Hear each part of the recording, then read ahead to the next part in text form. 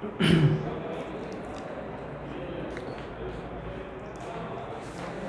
Students, welcome to बाइन edutech class. Last video में हम लोगों ने डिस्कस किया था डिवेंचर का डेफिनेशन और फीचर्स ऑफ डिवेंचर्स। इस वीडियो में हम डिस्कस करने वाले हैं types of debentures, okay, merits and limitations of debenture. So let's see the types. Number 1 type is secured debenture. Okay, secured debenture क्या है? The secured debentures which are secured by a charge. Secured debenture कैसे secure है? Charge के द्वारा secure है, यानी एक charge है जिसको वो यूज़ करके अपने आप को सिक्योर बना लेता है, या कंपनी वैसा फैसिलिटी प्रोवाइड कराता है वैसे अपने डिवेंचर्स होल्डर को कि जब भी कंपनी लॉस में जाए या कंपनी उन्हें डिविडेंड टाइम पर ना दे पाए या इंटरेस्ट उनका पूरा ना कर पाए, तो वैसे समय पर वो उस चीज़ को यूज़ करके अपना अमाउंट रिकवर कर सकते हैं। Secured by a charge on assets. किस पर ये चार्ज किया जाएगा? एसेट्स पर चार्ज किया जाएगा या प्रॉपर्टी पर। अब अगर हम बात करते हैं किसका एसेट्स होना चाहिए, किसका प्रॉपर्टी होना चाहिए, तो वो कंपनी का एसेट्स और प्रॉपर्टी होगा। ओके, क्योंकि फैसिलिटी कौन दे रहा है? कंपनी दे रहा है। जब कंपनी फैसिलिटी दे रहा है तो अपने एसेट्स और प्रॉपर्टी पर ही देगा। Are known as secured debenture, और इन्हें हम क्या बोलेंगे? सिक्योर्ड डिवेंचर बोलेंगे।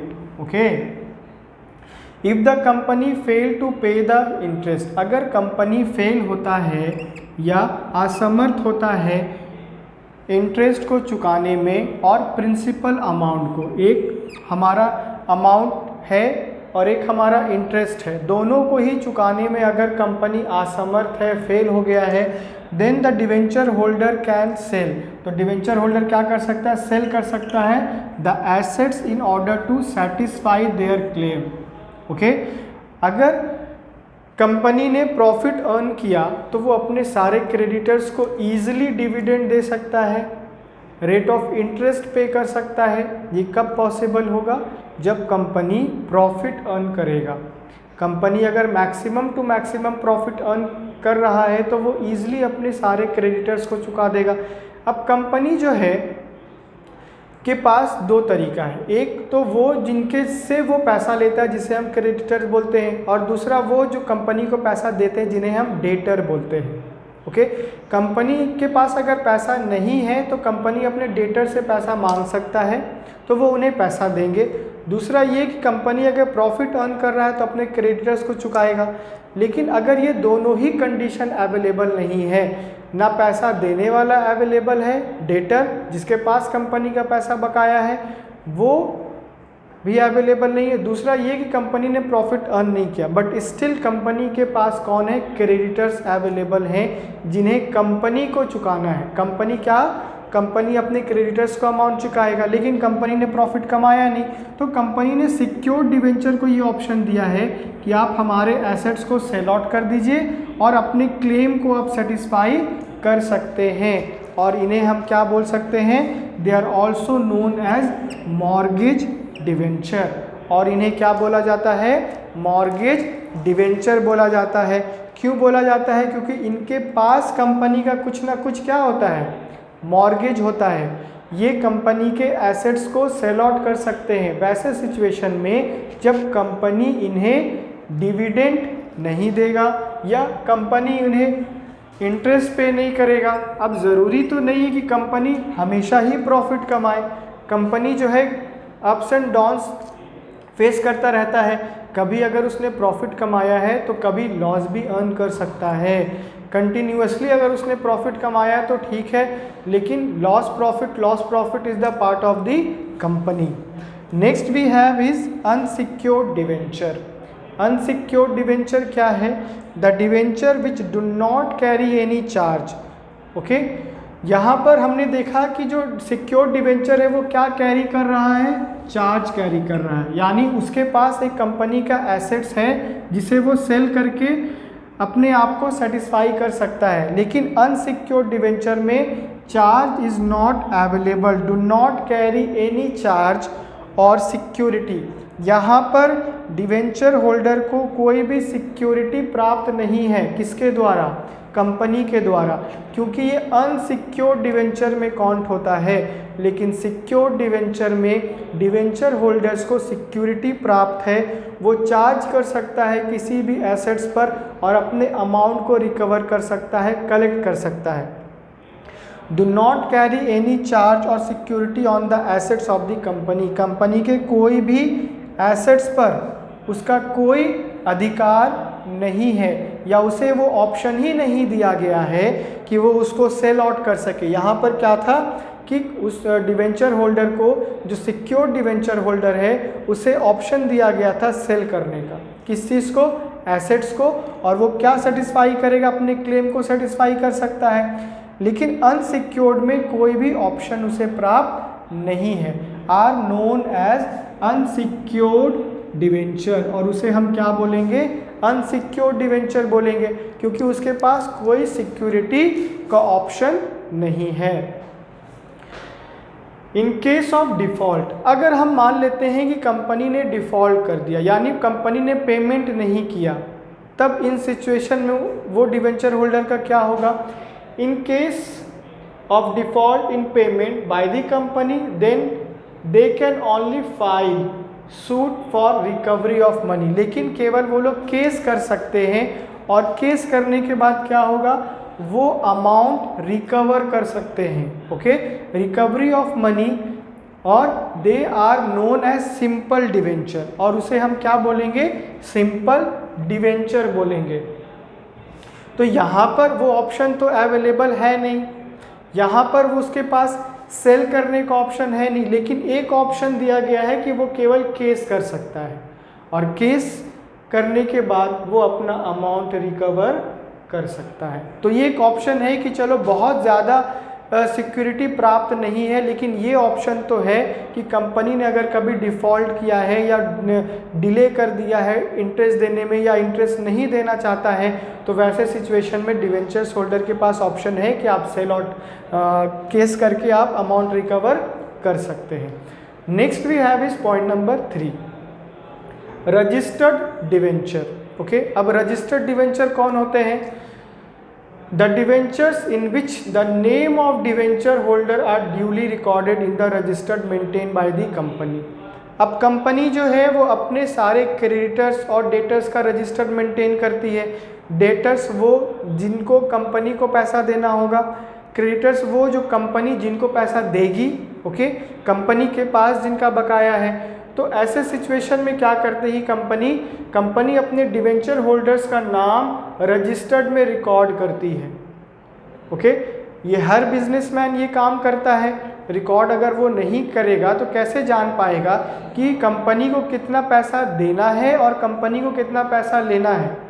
तो रिकॉर्ड जो है वो बिजनेस का एक एसेंशियल पार्ट हो जाता है, या एसेंशियल एक्टिविटी हो जाता है। बिना इसके हम कोई भी कंपनी को या फर्म को स्मूथली रन नहीं कर सकते, क्योंकि माइंड जो है वो हर कुछ रिकॉर्ड करके नहीं रख सकता है। कंपनी का जो ऑनर है वो बहुत सारी एक्टिविटी परफॉर्म करता है। जब वो नंबर ऑफ एक्टिविटी परफॉर्म कर रहा है तो उस समय वो हर एक चीज़ को याद नहीं रख सकता है। तो इसके लिए क्या करना होगा? उसे रिकॉर्ड करना होगा। और जब वो हर छोटी छोटी चीज़ को रिकॉर्ड करना स्टार्ट करेगा तो उससे फ़ायदा उसको ही होगा और कंपनी को ही होगा। उसे पता होगा कि किसको कितना पैसा देना है, किससे कितना पैसा लेना है, कंपनी में कितना प्रॉफिट हुआ, कंपनी में कितना लॉस हुआ, कंपनी ने कितना लास्ट ईयर से ज़्यादा कमाया या लास्ट ईयर से कम प्रॉफिट हुआ हमारा। By the company are known as registered debenture. So company जिन लोगों का नाम रजिस्टर में मेंटेन करती है, जिन डिवेंचर होल्डर्स का नाम रजिस्टर करती है, हम उन्हें रजिस्टर्ड डिवेंचर बोलते हैं। Okay, such debenture can be transferred only by a transferable deed. कैसे कर पाएंगे वो? ट्रांसफरेबल डीड के द्वारा, not by merely deliver. Okay, वो डीड अवेलेबल होना चाहिए, तभी वो ट्रांसफर कर पाएंगे। Next we have is point number 4, bearer debenture. The debenture which can be transferred by the merely delivery are known as bearer debenture. The company does not keep any record of such debenture. Company जो है इन सारे debentures का record maintain नहीं करती है, लेकिन registered debentures का जो रिकॉर्ड है वो कंपनी के द्वारा मेंटेन किया जाता है। Okay, the company does not keep any record of such debentures holder, interest due is paid on showing the coupons attach. इनके साथ क्या होता है, कूपन अटैच होता है to the debentures. Next we have is point number 5, convertible debenture. अब convertible debenture क्या है, the debenture which can be converted into equity share. वैसे डिवेंचर्स जिनको हम कन्वर्ट कर सकते हैं, किस चीज़ में कन्वर्ट कर सकते हैं, तो इक्विटी शेयर्स में कन्वर्ट कर सकते हैं। ओके, मैंने आपको इक्विटी शेयर्स के बारे में बताया था कि इक्विटी शेयर्स को क्या फैसिलिटी अवेलेबल है, वो कौन कौन से सुविधाओं यानी बेनिफिट्स को वो यूज़ करता है। तो इसी प्रकार अगर कंपनी ने ऑप्शन दिया है डिवेंचर्स होल्डर को कि वो अपने डिवेंचर को कन्वर्ट कर सकते हैं किसमें, इक्विटी में, after the expiry of specific period. लेकिन ये कैसे पॉसिबल होगा, ये पॉसिबल होगा जब कंपनी ने डेडलाइन दिया होगा या जो एक्सपायरी डेट है वो आया होगा तब। Specific period are known as convertible debenture, और इन्हें हम क्या बोलेंगे, कन्वर्टेबल डिवेंचर बोलेंगे। यानी इस डिवेंचर को हम लोग इक्विटी शेयर्स में कन्वर्ट कर सकते हैं, ईजिली कर सकते हैं, लेकिन ये कन्वर्टेबल डिवेंचर के अंडर होना चाहिए, तभी ये पॉसिबल होगा। इस पॉइंट नंबर 6, पॉइंट नंबर 6 है नॉन कन्वर्टेबल डिवेंचर्स। ओके, वैसे डिवेंचर्स जिसको हम कन्वर्ट नहीं कर सकते हैं। ओके, किस में कन्वर्ट नहीं कर सकते हैं, तो let's see the debentures which can not be converted, जिसको हम कन्वर्ट नहीं कर सकते हैं इनटू इक्विटी, इक्विटी शेयर्स में, are known as non convertible debentures. Convertible debentures में हम लोगों ने देखा था कि एक स्पेसिफिक पीरियड जब एक्सपायरी होता है तो उस डिवेंचर्स को हम कन्वर्ट कर सकते हैं किसके में, इक्विटी शेयर्स में। और जो इक्विटी शेयर्स को प्रेफरेंस दिया जाता है, जो फैसिलिटी उसको प्राप्त है, वो सारा का सारा इसको भी प्राप्त हो जाता है। लेकिन नॉन कन्वर्टेबल डिवेंचर्स में तो हम कन्वर्ट ही नहीं कर सकते, तो फैसिलिटी तो मिल ही नहीं सकता है। Okay, next we have is point number 7, first debentures. The debentures which are repaid, वैसे डिवेंचर्स जिनको पहले पेड किया जाता है, पहले भुगतान किया जाता है, जिनको सबसे पहले डिविडेंड मिलता है बिफोर अदर डिवेंचर्स, और दूसरे डिवेंचर्स से पहले। यहाँ पर इक्विटी शेयर्स या प्रेफरेंस शेयर्स के बारे में बात नहीं हो रहा है, यहाँ पर केवल डिवेंचर्स के बारे में बात हो रहा है। वैसे डिवेंचर्स होल्डर जो फर्स्ट डिवेंचर के अंडर आते हैं, उनको पहले प्रोवाइड किया जाएगा या पहले रिपेड किया जाएगा अमाउंट, किनसे के से पहले, अदर डिवेंचर से पहले। Okay, are repaid are known as first debentures, तो उनको हम क्या बोलेंगे, फर्स्ट डिवेंचर्स बोलेंगे। Okay, next is second debentures. The debenture which are paid after the first debenture, नाम से ही पता चल रहा है कि इनको कब मिलेगा, सेकंड नंबर पे मिलेगा। तो वैसे डिवेंचर्स जिनको पेड किया जाएगा amount after first debenture, first debenture के बाद, हैव बीन पेड बैक, उनको पेड कर दिया जाएगा, are known as second debenture. उन्हें क्या बोला जाएगा, सेकंड डिवेंचर बोला जाएगा। तो फर्स्ट डिवेंचर को पहले मिलेगा, किन से पहले मिलेगा, अदर डिवेंचर से पहले मिलेगा। सेकंड डिवेंचर को बाद में मिलेगा, लेकिन किसके बाद मिलेगा, तो फर्स्ट डिवेंचर के बाद मिलेगा, बट अदर डिवेंचर से पहले मिलेगा। ओके, नॉन कन्वर्टेबल में हम लोगों ने देखा कि कन्वर्ट नहीं कर सकते हैं किसमें, इक्विटी शेयर्स में। तो हम लोगों ने टाइप्स ऑफ डिवेंचर्स में 8 टाइप डिस्कस कर लिया है। अब हम बात करेंगे मेरिट्स ऑफ डिवेंचर। तो let's see the merits. The first we have is ideal for safe investors. Debenture जो है उन इन्वेस्टर के लिए अच्छा साबित होता है जो कम से कम रिस्क लेना चाहते हैं और एक अमाउंट एक सुटेबल अमाउंट वो अर्न करना चाहते हैं। इट इज़ प्रीफर्ड, ये प्रीफर किया जाता है bye investor who want fixed income, वैसे इन्वेस्टर जिनको एक फिक्स्ड अमाउंट हमेशा चाहिए होगा और उन्हें रिस्क नहीं चाहिए होगा। कम से कम रिस्क में वो क्या चाहते हैं, एक फिक्स्ड अमाउंट चाहते हैं। हम लोगों ने जब देखा था फर्स्ट यूनिट में, जब हम बिज़नेस पढ़ रहे थे या nature and purpose of business पढ़ रहे थे, तो उसमें देखा था कि बिज़नेस की जो अपॉर्चुनिटी है वो मार्केट में अवेलेबल है, सोसाइटी में अवेलेबल है, लेकिन बहुत सारे बिजनेसमैन जो हैं या बहुत सारे व्यक्ति ऐसे हैं जो बिज़नेस करते हैं और बहुत सारे लोग ऐसे हैं जो बिज़नेस नहीं करते हैं। क्यों नहीं करते हैं? क्योंकि उन्हें रिस्क लेना पसंद नहीं है। और वैसे लोग जो बिज़नेस कर रहे हैं वो फ्यूचर को नहीं देखते, बट एक अजम्पशन होता है कि मैंने अगर बिज़नेस स्टार्ट किया तो हम प्रॉफिट भी अर्न कर सकते हैं, लॉस भी अर्न कर सकते हैं, प्रॉफिट भी हो सकता है, लॉस भी हो सकता है। लेकिन वो ज़्यादा उनका इंटेंशन होता है कि चलो अगर मैंने बिज़नेस स्टार्ट किया है तो दोनों चीज़ों में से कोई एक चीज़ तो होगी। अगर हमें शुरुआत में ज़्यादा प्रॉफिट नहीं हुआ बट धीरे धीरे तो प्रॉफिट हम अर्न करेंगे, तो वो रिस्क ले रहे हैं। उसी प्रकार वैसे लोग जो रिस्क लेना नहीं चाहते हैं, लेकिन एक ये है कि उनको फिक्स्ड अमाउंट हमेशा चाहिए होगा, तो वो डिवेंचर्स की ओर जा सकते हैं। लेकिन जो इक्विटी शेयर्स होल्डर हैं, तो इक्विटी शेयर्स होल्डर जो होते हैं वो रिस्क बेयर करते हैं। क्यों रिस्क बेयर करते हैं? क्योंकि जो कंपनी के वो ऑनर हैं, जब कंपनी का मालिक एक बिज़नेस रन कर रहा है, कंपनी का ऑनर है वो, तो वो सबसे पहले अपने क्रेडिटर्स का भुगतान करेगा, उन लोगों का भुगतान करेगा कि जिनसे उसने बोरो किया है या उसके पास किसी का बकाया है, तो पहले वो उसको पे करेगा, फिर लास्ट में अगर कुछ बचता है तो वो उसे मिलेगा। इक्विटी शेयर्स होल्डर को मैनेजमेंट में पार्टिसिपेट करने का मौका मिल रहा है, वो उसके पास वोटिंग राइट्स है। तो जहाँ पर number of facilities number of facilities का जब वो उपयोग कर रहा है तो कहीं ना कहीं उसे रिस्क लेना पड़ेगा।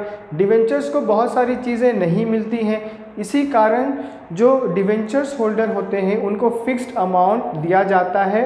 और वैसे डिवेंचर्स होल्डर, वैसे व्यक्ति जो कम से कम रिस्क लेना चाहते हैं, वो इस डिवेंचर्स के थ्रू कंपनी के पार्ट बन सकते हैं और एक फिक्स्ड इनकम उनको अर्न हो सकता है। Next is no loss of control. Debentures do not dilute the control of equity shares holder. Debentures holder जो हैं वो इक्विटी शेयर होल्डर का जो पावर है उसमें वो पार्टिसिपेट नहीं करते या उसको शेयर नहीं करते on management, as they do not carry voting rights. मैंने आपको बताया कि इक्विटी शेयर होल्डर जो होते हैं उनके पास मैनेजमेंट में पार्टिसिपेट करने का अधिकार होता है, उनके पास वोटिंग राइट्स होता है, वो वोट कर सकते हैं, मैनेजमेंट में पार्टिसिपेट कर सकते हैं, डिसीज़न ले सकते हैं कंपनी के रिगार्डिंग। लेकिन ये फैसिलिटी डिवेंचर्स होल्डर के पास अवेलेबल नहीं है। जब डिवेंचर्स होल्डर के पास ये फैसिलिटी अवेलेबल नहीं है तो वो इक्विटी के कंट्रोल, यानी जो इक्विटी शेयर्स होल्डर हैं उनका कंट्रोल कहाँ पर है? उनका कंट्रोल कंपनी में है, उनका कंट्रोल बिजनेस में है।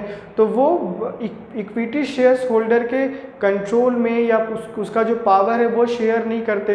तो जितने भी इक्विटी शेयर होल्डर्स होते हैं वो ईजिली अपने काम को पूरा करते हैं, उनको डर नहीं होता है कि ज़्यादा से ज़्यादा अगर डिवेंचर्स बढ़ जाएगा या डिवेंचर्स होल्डर इंक्रीज़ कर जाएगा तो उनसे उनके पावर या कंट्रोल में कोई फ़र्क नहीं पड़ेगा। लेकिन हाँ, अगर वहीं पर इक्विटी शेयर्स होल्डर इंक्रीज़ करने लगे तो हम कह सकते हैं कि जो उनका कंट्रोलिंग पावर है वो धीरे धीरे डिक्रीज़ होने लगेगा, क्योंकि जो इक्विटी शेयर्स होल्डर है वो कंपनी के ऑनर है। जब बहुत सारे लोग उसी पोजीशन में आने लगेंगे तो उनका जो कंट्रोलिंग पावर है, जो एक कंपनी में जो वो कंट्रोल कर रहे हैं, वो धीरे धीरे डिक्रीज़ होना स्टार्ट हो जाएगा। लेकिन ये कंडीशन डिवेंचर्स के साथ लागू नहीं होता है। Next is flexibility. Debentures provide financial flexibility. Debenture provide करता है क्या? फाइनेंशियल फ्लेक्सिबिलिटी प्रोवाइड करता है, as they can be redeemed. Debenture को हम क्या कर सकते हैं? रिडीम्ड कर सकते हैं when the company has surplus profit या सरप्लस फंड। जब कंपनी के पास सरप्लस फंड अवेलेबल होगा तो हम क्या करेंगे? रिडीम करेंगे। Okay, it minimise the risk of over capitalism. या ओवर कैपिटलाइजेशन। ये ओवर कैपिटलाइजेशन के रिस्क को क्या करता है, कम से कम करता है, मिनिमाइज करता है। Okay, next we have is point number 4, economical. Raising finance through debenture, debenture के थ्रू अगर कंपनी फंड्स को रेज करता है, इट लेस कॉस्टली।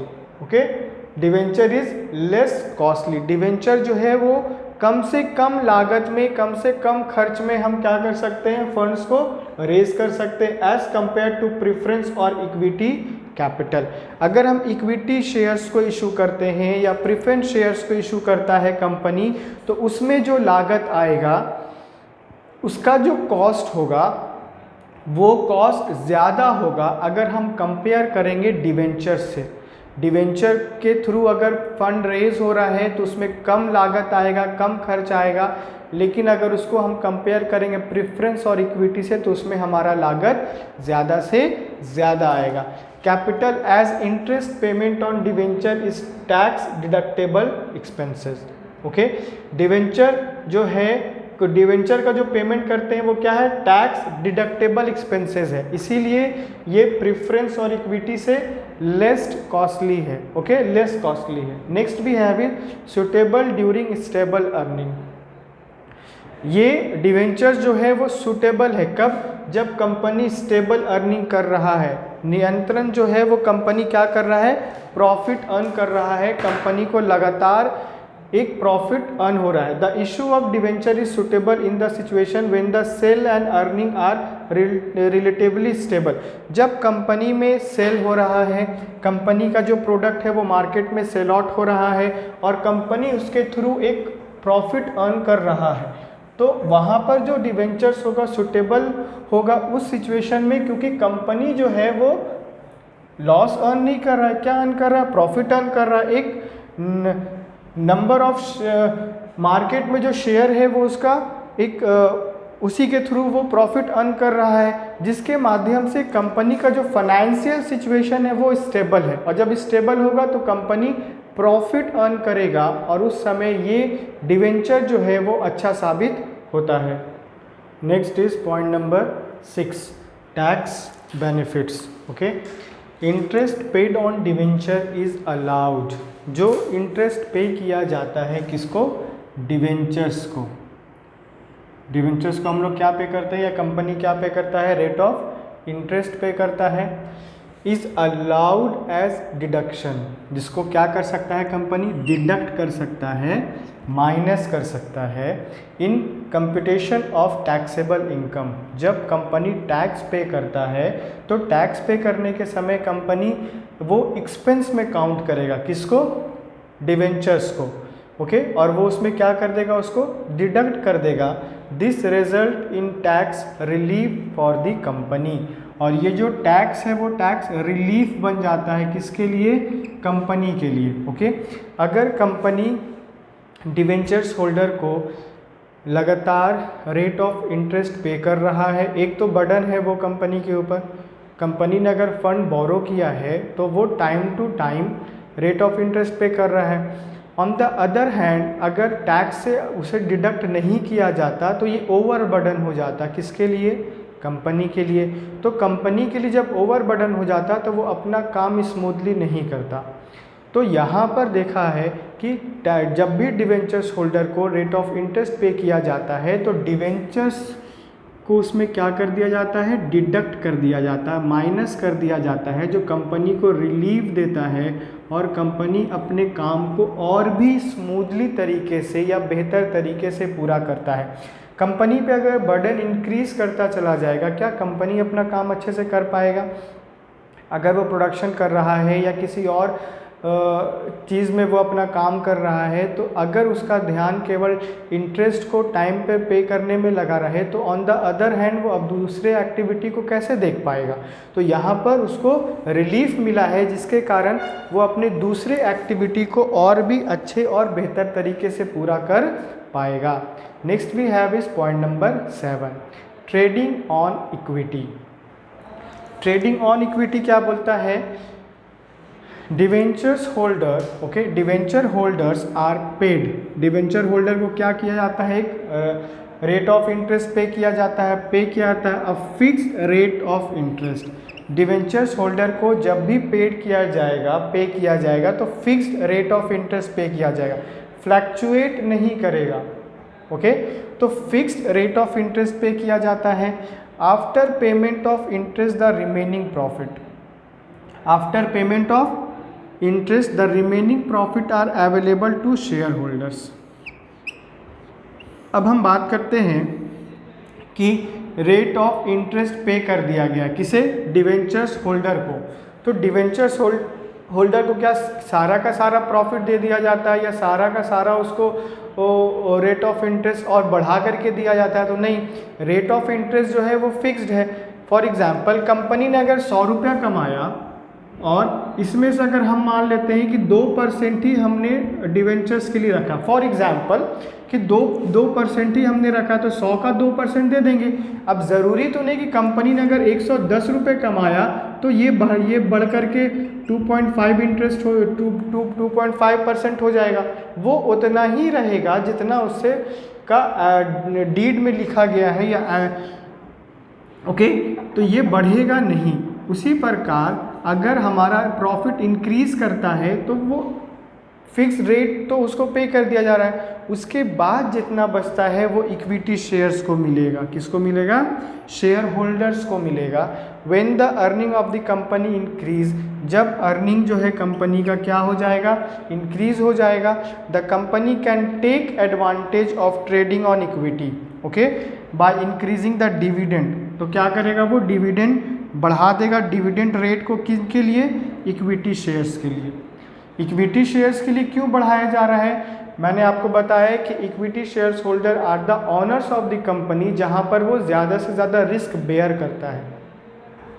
जब कंपनी ने मैक्सिमम प्रॉफिट अर्न किया तब भी रेट ऑफ इंटरेस्ट डिविडेंड को डिवेंचर्स होल्डर को पे किया जा रहा है। जब कंपनी ने कम प्रॉफिट अर्न किया तब भी डिवेंचर्स होल्डर को सेम रेट ऑफ इंटरेस्ट पे किया जा रहा है।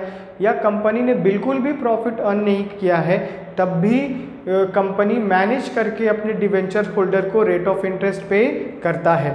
तो यहाँ पे जो कॉम्प्रोमाइज़ करता है वो कौन करता है? इक्विटी शेयर्स होल्डर जो होते हैं वो कॉम्प्रोमाइज़ करते हैं।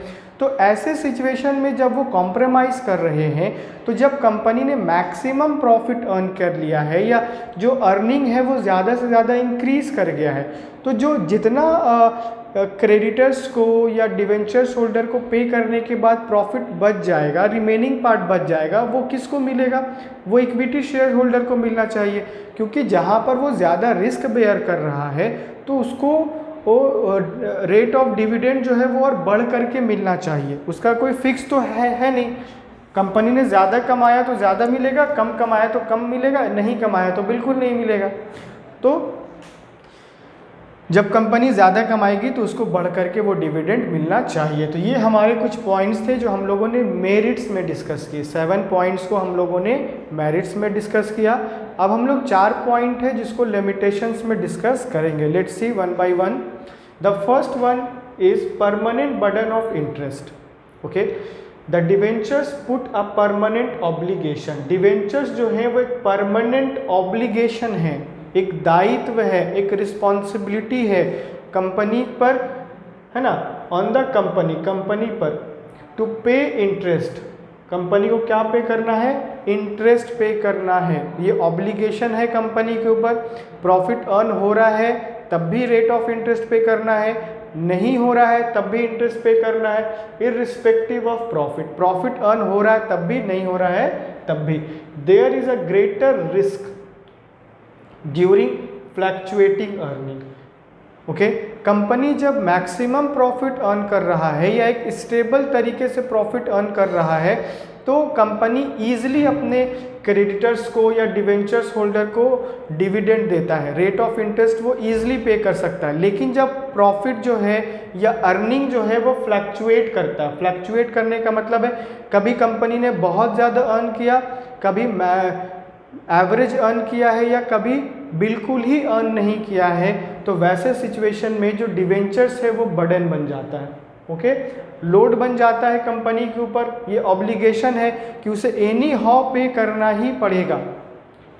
वो डिवेंचर्स होल्डर ये नहीं सुनेंगे कि आपने प्रॉफिट अर्न किया या नहीं किया, कंपनी ने लॉस कमाया है या प्रॉफिट अर्न किया है, doesn't matter. The thing is कि उनको rate of interest fixed income होना चाहिए, तो वो होना चाहिए। Next we have is point number 2, adverse impact on borrowing capacity.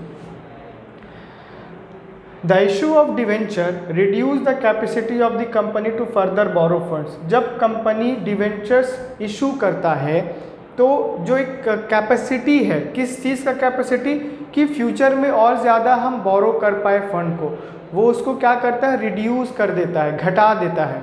क्योंकि कंपनी पर डिवेंचर्स जो है वो बर्डन है। जब बर्डन और इंक्रीज करता चला जाएगा, क्या कंपनी आगे फंड बोरो कर पाएगा? जितना अभी उसके पास क्रेडिटर्स अवेलेबल हैं या डिवेंचर्स होल्डर अवेलेबल हैं, जिसको उन्हें time to time rate of interest pay करना है, अगर वो पे नहीं कर पा रहा है तो नेक्स्ट टाइम या फ्यूचर में वो और ज़्यादा फंड कैसे बोरो कर पाएगा? तो ये बोरोइंग कैपेसिटी को रिड्यूस कर देता है। Large amount of debenture also reduce the credit standing of the company. Okay, अगर ज़्यादा से ज़्यादा हमारे डिवेंचर्स हैं या कंपनी के डिवेंचर हैं तो वो रिड्यूस कर देगा किस चीज़ को, क्रेडिट स्टैंडिंग को। किस चीज़ का क्रेडिट स्टैंडिंग? कंपनी का। हर लोगों का एक क्रेडिट वर्दीनेस होता है। मार्केट में अगर हम जाते हैं तो हर एक इंडिविजुअल का एक अच्छा पोजीशन होता है मार्केट में, या अगर वो बिजनेस कर रहा है तो कंपनी का एक क्रेडिट वर्दीनेस होता है।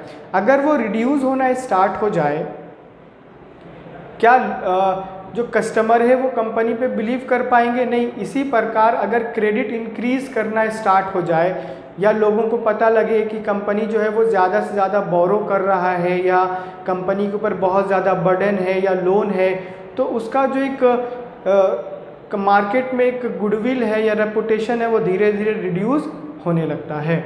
Next we have is point number 3, repayment obligation. The redeemable debentures have to paid back, उसको पेड बैक करना है ऑन द स्पेसिफाइड डेट। कब? एक स्पेसिफाइड डेट को, एक स्पेसिफिक डेट होगा। Even if the company is facing difficulties, एक specified date अगर हम लोगों ने या कंपनी ने दे दिया है अपने डिवेंचर्स होल्डर को, तो उस डेट को पे करना अनिवार्य है। ये कंपनी पे ऑब्लिगेशन है। इवन जबकि कंपनी ने क्या किया है, फेस किया है किस चीज़ को, डिफ़िकल्टीज़ को। डिफ़िकल्टीज़ यानी अगर लॉस को फेस किया है या कम से कम कंपनी ने प्रॉफिट अर्न किया है, तो वैसे भी सिचुएशन में कंपनी जो है वो पेड बैक करेगा किसको, डिवेंचर्स को। Okay, next and the last point is charge on assets.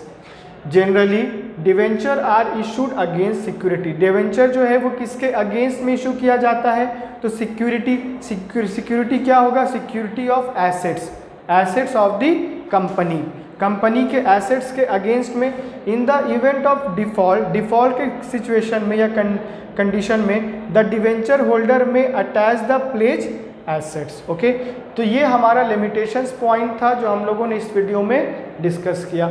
Next point में हम लोग बोरोड फंड का ही नेक्स्ट टॉपिक डिस्कस करेंगे। ओके।